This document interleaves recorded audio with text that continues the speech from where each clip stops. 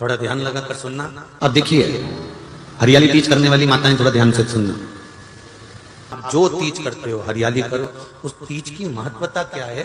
एक ही व्रत करने से संपूर्ण फल की प्राप्ति हो जाए, संपूर्ण फल मिल जाए। ऐसा एक महापुराण की कथा में अपने को समझना है कि उसकी मूल तत्वता, उसकी महत्वता है क्या, उसका महत्व क्या है।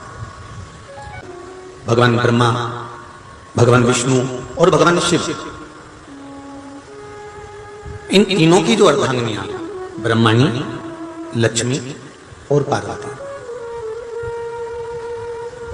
इन तीनों ने तप कर कर, साधना कर कर ब्रह्मदेव को, भगवान विष्णु को और भगवान शंकर को प्राप्त किया।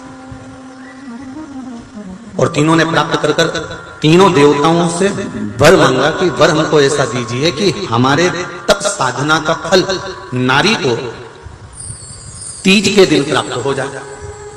अब देखिए जरा, एक ही व्रत से, एक ही उपवास से उसको संपूर्ण तप साधना का फल प्राप्त होगा, संपूर्ण तप साधना का फल उसको मिल रहा है मात्र एक व्रत से। केवल एक व्रत कर रहे हो, संपूर्ण तप साधना का फल उसको प्राप्त हो रहा है। ऐसा कोई व्रत, ऐसी कोई साधना, ऐसा कोई शंभु शरण, क्या स्त्री भगवान शंकर के शिवलिंग का स्पर्श कर सकती है? क्यों नहीं? हरियाली तीज जब माताएं करती हैं तो शिव जी से पार्वती जी ने पूछा कि बस रजस्वला धर्म के समय पर स्पर्श ना करें, रजस्वला धर्म के समय पर भगवान को छुए ना, मंदिर देवालय शिवालय ना जाए, रजस्वला धर्म के समय पर भगवान के मंत्र का जाप करना नहीं छोड़ना, भगवान का नाम लेना नहीं छोड़ना। कोई ने कहा गुरुजी हमने तो सुना है कि रजस्वला धर्म के समय पर नारी भगवान का नाम भी नहीं ले सकती। हमने कहा रजस्वला धर्म के समय पर नाम क्यों नहीं ले सकते? रजस्वला धर्म के समय पर खा सकते हो, मोबाइल चला सकते हो, सेल्फी का नाम क्यों नहीं ले सकते? कौन सी पुराण में लिखा है कि रजस्वला धर्म के समय पर भगवान का भजन नहीं करना चाहिए या नाम नहीं लेना चाहिए? रजस्वला धर्म के समय पर मालूम पड़े कोई व्यक्ति मर रहा हो और प्राण छूट रहे हो तो क्या वो भगवान का नाम नहीं लेगा? उसके मुख से भजन नहीं निकलेगा? अरे अंत समय प्रभु आना पड़ेगा, वचन दिया तो निभाना पड़ेगा। रही है अंत समय में कौन सी घड़ी हमारी आखिरी है, कौन सा पल हमारा आखिरी है, कौन सा समय हमारा आखिरी है, किसको मालूम है साहब? किसको पता? किसको मालूम? दया करी मैं दर्शन आपको। तो ब्रह्मणी ने ब्रह्मदेव से मांगा, लक्ष्मी जी ने भगवान विष्णु से मांगा, पार्वती जी ने भगवान शिव से मांगा कि ऐसा वर दे दीजिए जिस वर से एक ही व्रत करने से संपूर्ण फल की प्राप्ति हो जाए, संपूर्ण फल मिल जाए। ऐसा एक।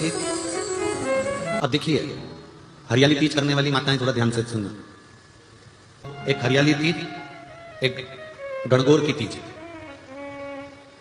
ये दो तीज के व्रत ऐसे होते हैं जिसमें जब माताएं करती हैं तो उस समय पर उमा, ब्रह्मणी और लक्ष्मी, इन तीनों की आराधना का फल उसको केवल एक व्रत से प्राप्त हो जाता है। पुराण की कथा कर रही है, भगवान शंकर का संवाद कर रहा है, शिव कथा कर रही है।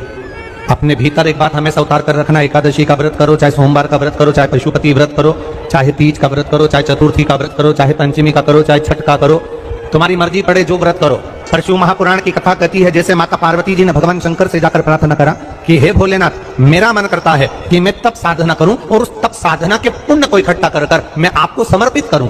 आपके मन में जब व्रत करने का भाव प्रकट हो जाए, आपके मन में जब दान करने का भाव प्रकट हो जाए, आपके मन में तप साधना करने का जब भाव प्रकट हो जाए, तो शिव कथा कहती है एक बार अपने पति के कानों में यह बात जरूर डालिए कि मेरा मन कर रहा है कि मैं पशुपति व्रत कर लूं, मेरा मन कर रहा है कि मैं सोमवार का व्रत कर लूं, मेरा मन कर रहा है कि मैं भगवान की ये सोमवार का व्रत, ये 16 सोमवार का व्रत, ये पशुपति व्रत मैं धारण कर लूं। ये अपने मन की बात आप अपने पति से जरूर कहें, अपने परिवार में जरूर कहें। कारण शिव महापुराण की कथा कहती है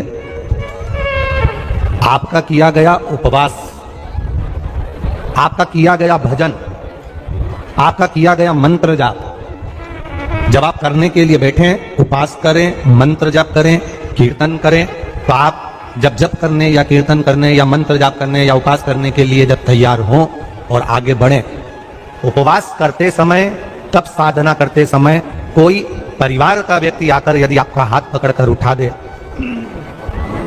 या आपको अपशब्द कहे तो ये श्रेष्ठता नहीं है। आप करो पशुपति व्रत, आप करो सोमवार के व्रत, पर निवेदन है कि व्रत करते समय, व्रत के पहले आपके परिवार वालों को, आपकी पति को, माता पिता को, परिवारजन को ये बात बता दी जाए कि हम ये व्रत कर रहे हैं। क्यों?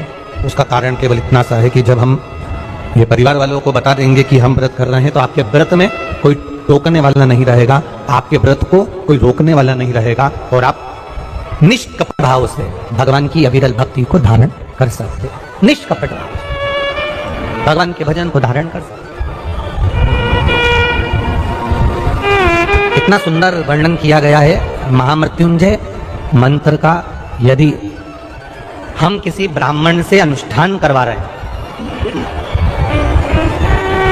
महामृत्युंजय मंत्र का यदि हम किसी ब्राह्मण से अनुष्ठान करवा रहे हैं, शिव महापुराण की कथा कहती है अनुष्ठान पत्नी करवा रही है या पति करवा रहा है, सास करवा रही है या ससुर करवा रहा है, घर का जेठ करवा रहा है या जेठानी करवा रही है। शिव महापुराण की कथा कहती है जितने लोग आपके घर में रह रहे हैं, जितने लोगों के साथ आप 24 घंटे घर के अंदर रह रहे हैं, जब हम पशुपति व्रत करें या महामृत्युंजय का अनुष्ठान किसी ब्राह्मण से करवा रहे हैं या मंदिर में हम अनुष्ठान करवा रहे हैं, तो भी हमारे चित्तवृत्ति से हमारे परिवार वालों को यह मालूम होना चाहिए कि मैंने उन ब्राह्मण के द्वारा अपने परिवार के हित के लिए, अपने बुजुर्ग के हित के लिए, अपने घर के हित के लिए मैंने महामृत्युंजय का अनुष्ठान करवाया है। उसका पुण्य 4 गुना बढ़ता है, जिससे घर के लोगों में कोई विस्मयता उत्पन्न ना हो।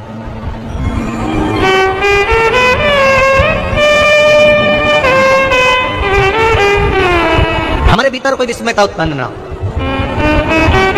हमारे मन के भीतर कोई भेदभाव उत्पन्न ना हो। और हम तो यहां तक कहेंगे, आप अगर शंकर जी के मंदिर में जा रहे हो, 1 लोटा जल चढ़ा रहे हो, शंकर जी के मंदिर में पहुंचकर 1 लोटा जल समर्पित कर रहे हो, तो भी आपके घर के लोगों को मालूम होना चाहिए कि ये पास वाले शिव मंदिर में गई है, मेरे पास के मंदिर में मेरा घर का बच्चा शंकर जी को जल चढ़ाने गया है, मेरा पति पास के मंदिर में शंकर भगवान को जल समर्पित करने के लिए गया है। ये घर के लोगों को ज्ञात होना चाहिए।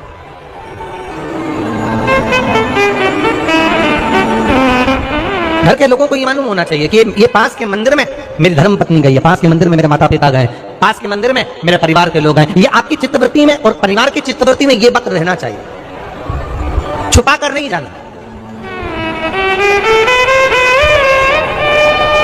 छुपाकर भगवान के मंदिर में नहीं जाना, छुपाकर पशुपति व्रत नहीं करना। महाराज, शिव महापुराण की कथा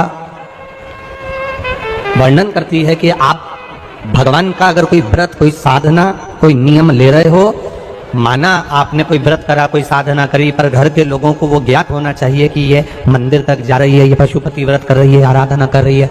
आज माता पार्वती जी ने शिव जी के सम्मुख में ये बात कह दी कि मैं एकांत में जाकर भगवान का तप करना चाहती हूँ और एकांत में बैठकर तप करना चाहती हूँ और उस तप का जो पुण्य है वो आपको देना चाहती हूँ। शंकर भगवान ने तुरंत माता पार्वती जी से कहा, सुनो जगत जननी, सुनो जगदम्बा,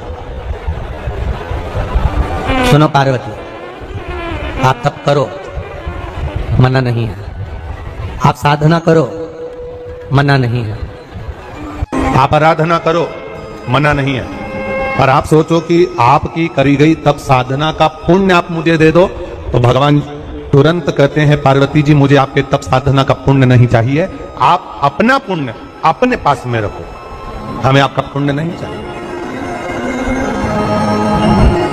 अभी तक जितनी शिव महापुराण की कथा हुई, उस कथा में आज तक ये बात नहीं निकली जो आज आप लोगों के बीच में इस भोपाल नरेला विधानसभा में जो कथा चल रही है, इसमें ये कहना चाह रहे हैं। बड़ा ध्यान लगाकर सुनना। आप अगर 5 महीने तक, 6 महीने तक, 3 महीने तक, 2 महीने तक, 15 दिन, 20 दिन, 1 महीना, 1 साल, 2 साल, 8 साल, 4 साल अगर आपने शंकर भगवान को जल चढ़ाया है, तो शिव महापुराण की कथा यहां तक कहती है कि आपके घर में अगर कोई व्यक्ति बहुत दयनीय स्थिति में पड़ा हुआ है, हॉस्पिटल में पड़ा हुआ है, कोई तकलीफ में पड़ा हुआ है, कोई कष्ट में पड़ा हुआ है,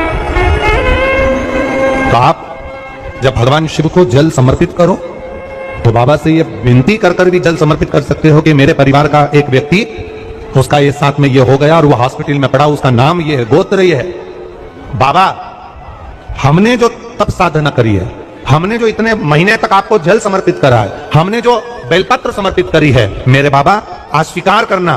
और जो हॉस्पिटल में पड़ा है, जो कर्जे में लदालूम पड़ा है, जो तकलीफ भोग रहा है, ऐसी कृपा करना बाबा कि मेरे 2 महीने जो मैंने जल चढ़ाया है, वो चढ़ाए गए जल का पुण्य मैं उसके खाते में देती हूं और उसको ठीक कर देना। ये पुण्य का भाग।